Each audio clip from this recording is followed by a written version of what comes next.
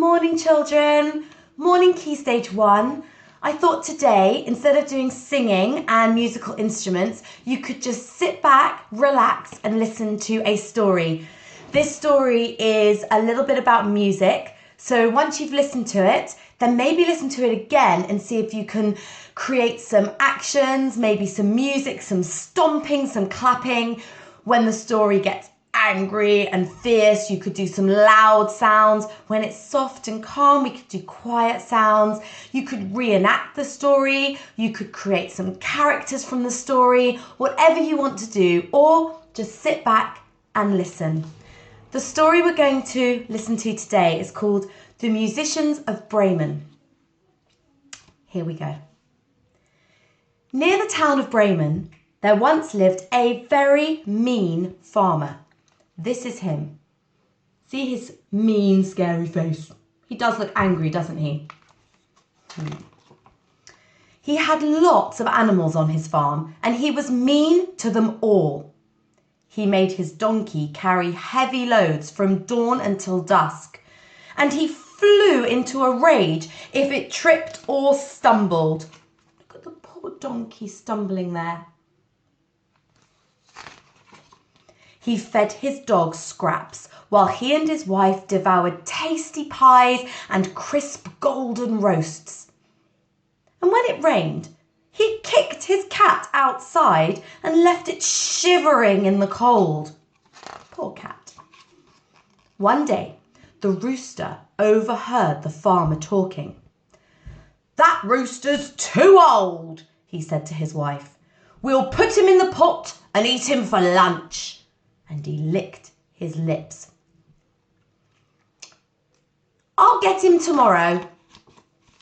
That evening, the rooster stood on a fence and crowed as hard as he could. "What are you doing?" asked the donkey. "It's nearly dark." "I'm crowing for the last time," sobbed the rooster, telling his friends about the farmer's plans to eat him. "This time he's gone too far," said the donkey. "I'm not going to let that mean farmer make a meal of you." "Why don't we run away?" the cat piped up. "I know just where we can go. To Bremen! We can be musicians and join the town band. I'll play the violin. I'll play the didgeridoo. Rooster can sing. Cock-a-doodle-doo!" And there they all are, playing their instruments. The four friends thought it was an excellent idea, and they set off at once. They walked and walked and walked until they came to a thick, dark forest. "We'll have to sleep here tonight," said the donkey. No one was very happy about that. "I'm scared." "I'm hungry." "Wait!" crowed the rooster. "I can see a light." They crept closer.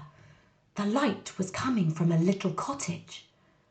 "But who could live here, right in the middle of the forest?" said the dog. The donkey peered inside. "Well, what do you see?" the dog barked.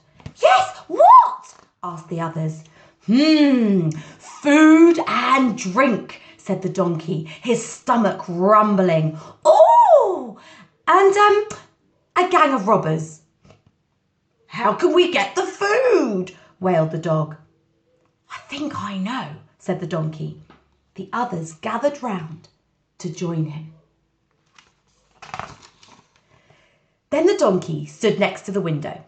The dog leapt onto the donkey's back. The cat jumped on top of the dog, and the rooster flew on top of the cat.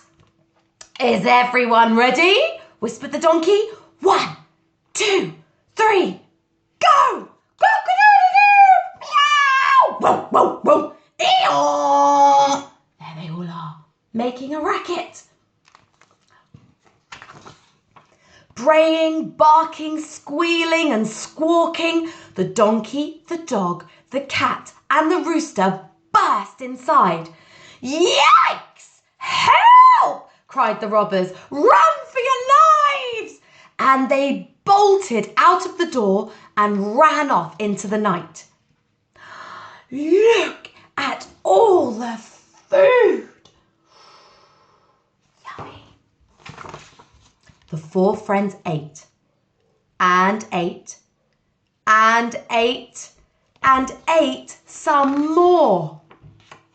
When they had finished, they were all so full that they each found a comfy spot and went to sleep. Meanwhile, the robbers were watching the house. "We shouldn't have run away," growled the leader. "Someone should go in there and see what's going on." "Come here, little robber," he called to the smallest robber. "Now," he ordered, "go back and find out what those creatures are up to."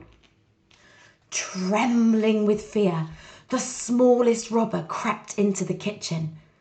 The house was silent and dark, except for the shining eyes of the cat. "Aha! Burning coals," thought the smallest robber. "I'll use them to light a candle. Then I'll see what's going on." And he bent down to the fireplace. But as soon as he put his candle near the cat's eyes, she leapt straight for his face. Ah!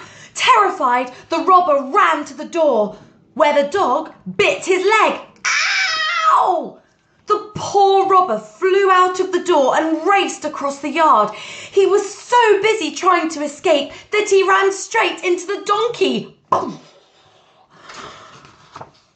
"What took you so long?" grumbled the leader when the smallest robber returned.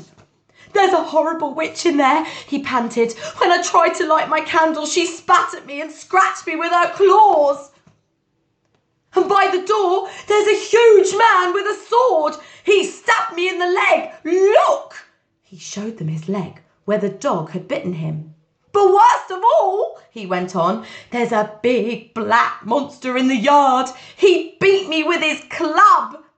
The robber leader turned a sickly shade of green.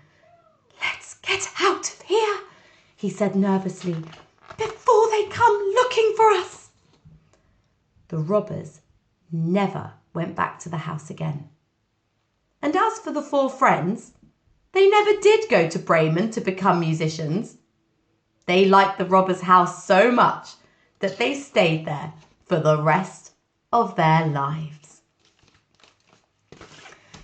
So that's the story about four creatures who never did become musicians. Now see if you can listen to that story again. Find anything around the house. It can be a book, some cutlery, some cups, anything that you won't break that makes a noise, and see if you can help create sound effects or characters so when you listen to the story again, you can add them in to make it more exciting. See if you can do that, and then you can share the story with your friends and family. I hope you enjoyed it. Enjoy the rest of your day, and I'll do another story in a few days. Sending love. Stay well. Bye.